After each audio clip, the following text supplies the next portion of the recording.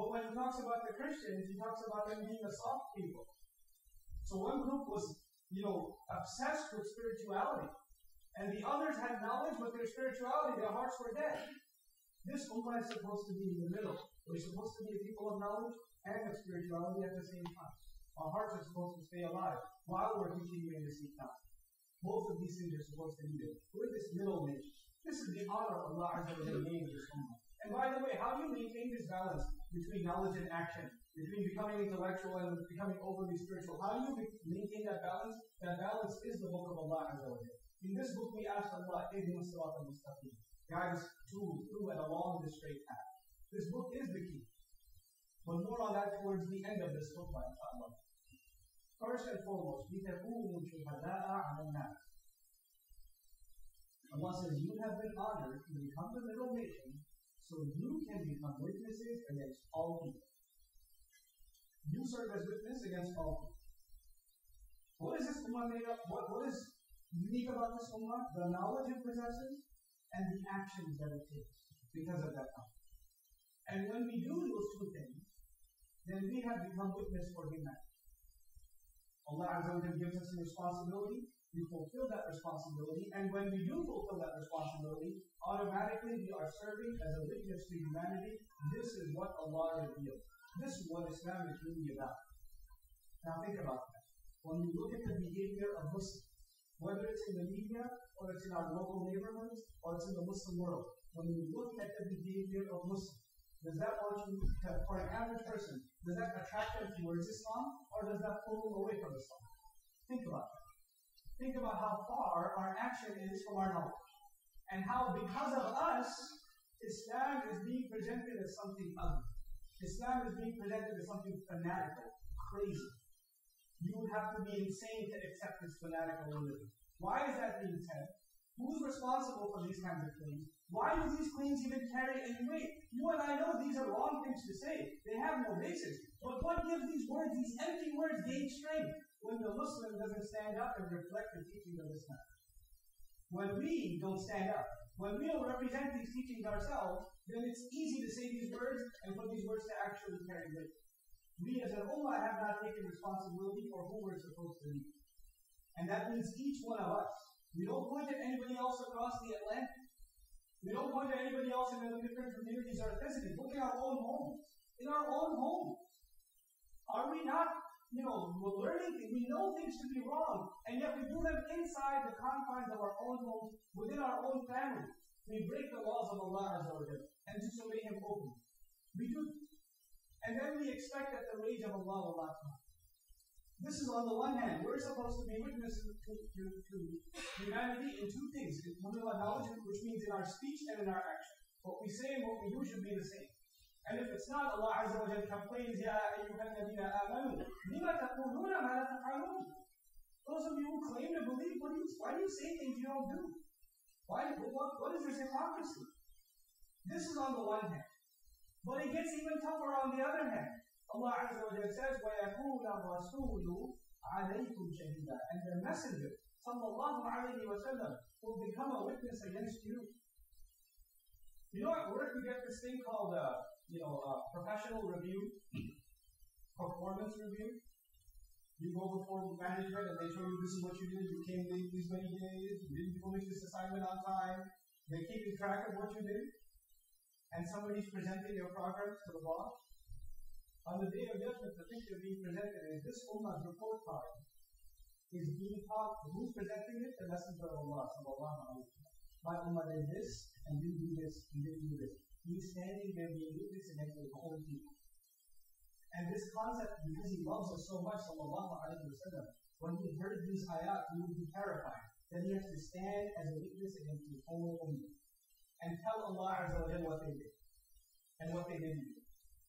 And we find the scariest words in the Quran when the Messenger of Allah says, and by the way, Ash-Shawkani rahimahullah and other mufassirun of Quran, in regards to the ayah I'm about to share with you, they commented that there's enough, there's general language. In other words, the word qawm in the ayah I'm about to share with you could apply to Muslims and apply to non-Muslims.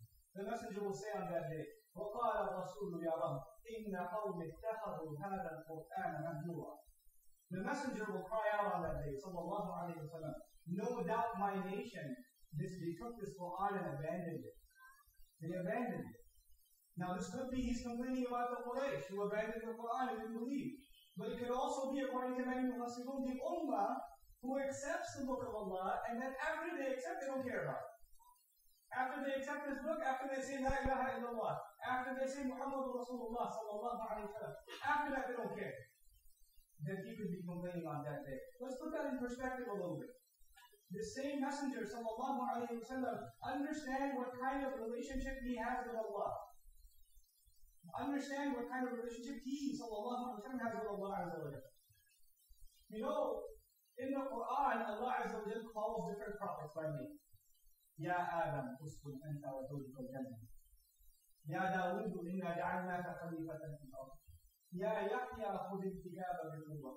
Ya Isa, inni mutawaffika wa rafi'uka ilayya. Ya Musa, innani ana Allah. What do you find? Ya Nabi. You know in the Quran, you don't find Ya Muhammad. It's not there. It's not there. You find Ya ayyuhan Nabi. Ya ayyuhan Rasul. Ya ayyuhan Muzammil. Ya ayyuhan Mudaththir. And even when Allah Azza wa Jalla mentions His name, sallallahu alayhi wa sallam, He doesn't just mention the name, He mentions the title usually. He says, Muhammadun Rasulullah walladhina ma'ah. ما كان محمد أبا أحد من رجالكم ولكن رسول الله ومبشرا برسول يأتي من بعد اسمه أحمد. The only one place we find the word Muhammad mentioned without the mention of Rasul is the surah by his name, Surah Muhammad. It's the only place. SubhanAllah, this is a special relationship. So special that when the messenger looks up towards the sky, he hasn't even asked anything yet.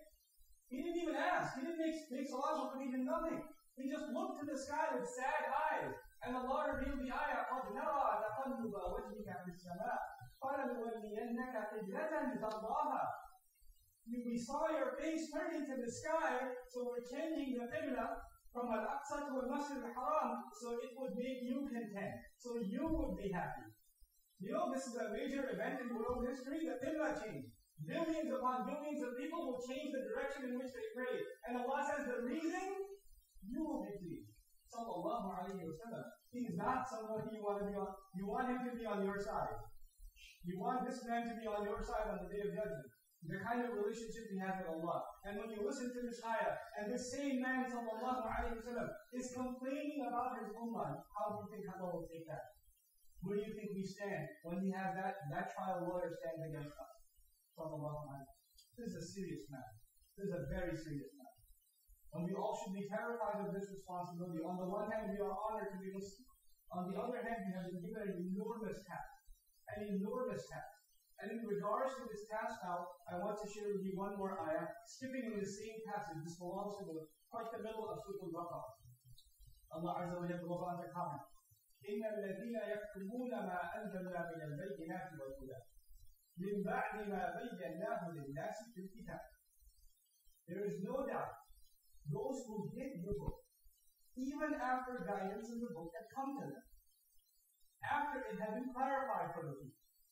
So in other words, Allah is talking about a group of people who learned the book, who it was clarified to, they were given the opportunity to internalize its teachings, and even after they did so, they hid what it had to say.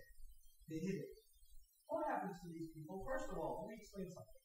You know the things that you read in the news or hear in the news, and the kinds of complaints you hear about the Deen and the Quran in particular, the things that are controversial, how this book supposedly calls to violence and extremism and all these kinds of crazy things you hear in the news.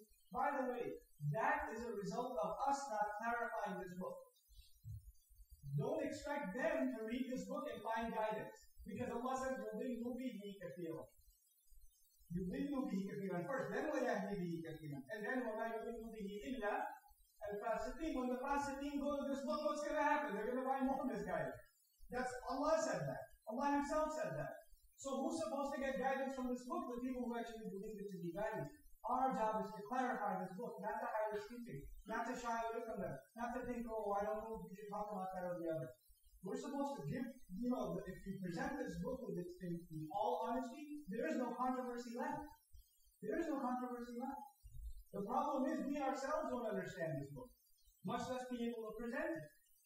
So now when it comes to this problem, what is the consequence of us hiding this book even after